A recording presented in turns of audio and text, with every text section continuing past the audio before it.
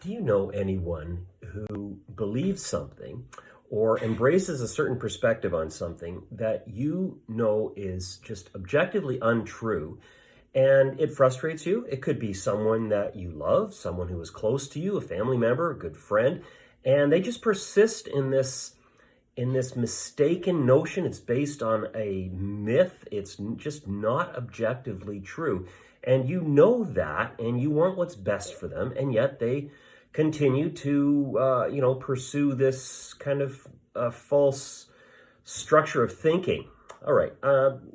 If you are anywhere beyond, say, 5 years of age, chances are you have already figured out that in life, as far as human beings are concerned, we seem to have an infinite capacity for self-deception. And what I'm talking about now is not necessarily like belief systems. I'm not going to get into different religious beliefs. What I'm talking about is how we view ourselves in terms of our own potential. Right? When's the last time, for example, talking about embracing myths and just false beliefs? When's the last time that you compared yourself with someone else and felt that you were somehow inadequate? Do you feel like you're living a diminished life because you're not as successful, however you define that, by the way? And there's only about 150 different ways that you can define success. But you feel you're not as successful as, and then you fill in the blank.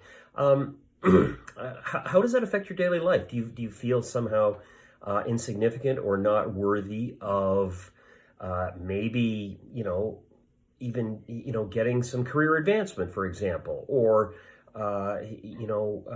having a more satisfying social life? Okay. So what is that? What is that self-delusion? Well, there seems to be no limitation to that. Okay. So in my tutoring work, my clients struggle with their kind of misplaced and very, very limiting view of their own potential. And my students struggle with this incredibly because they feel they don't have enough skills to do this or that task. I don't know if I'm able to pursue the career of my dreams and so on. So the thing is, people struggle with that, and they all too easily, and we have to include perhaps ourselves in this kind of temptation to delude ourselves. We think we don't have enough skills. The fact of the matter is, the average human being possesses by adulthood 700 discrete skills. Now, we can go into those in detail, but the fact is, if you possess 700 skills, that's quite a remarkable baseline to start with, right? That's pretty incredible. One of the most helpful, I believe, and really constructive and empowering ways to, for us to overcome, our feelings of inadequacy and so on, has to do with our broadening of our understanding of intelligence. I've spoken about this before, and I'll certainly be addressing this much more in the future.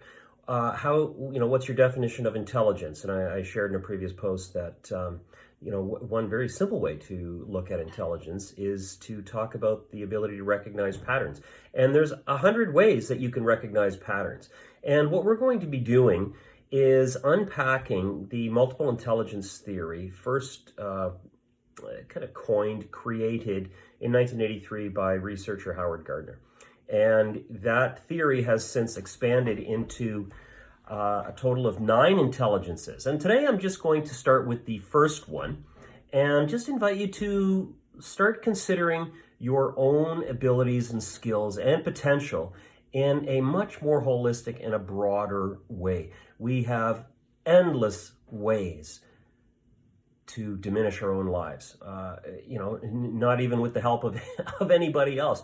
And there's a lot of people out there, and you know who some of them are, and perhaps this speaks to us ourselves, who are, living life below their potential because of this kind of negative sense of who they actually, feel that they are. Okay, so the first intelligence is verbal linguistic intelligence. And this involves well-developed verbal skills and sensitivity to the sounds, meanings, and rhythms of words. Skills related to this are listening, speaking, writing, and teaching. Careers, some examples would be being a poet, a journalist, a writer, a teacher, a lawyer, a legal assistant, politician, translator, speech pathologist.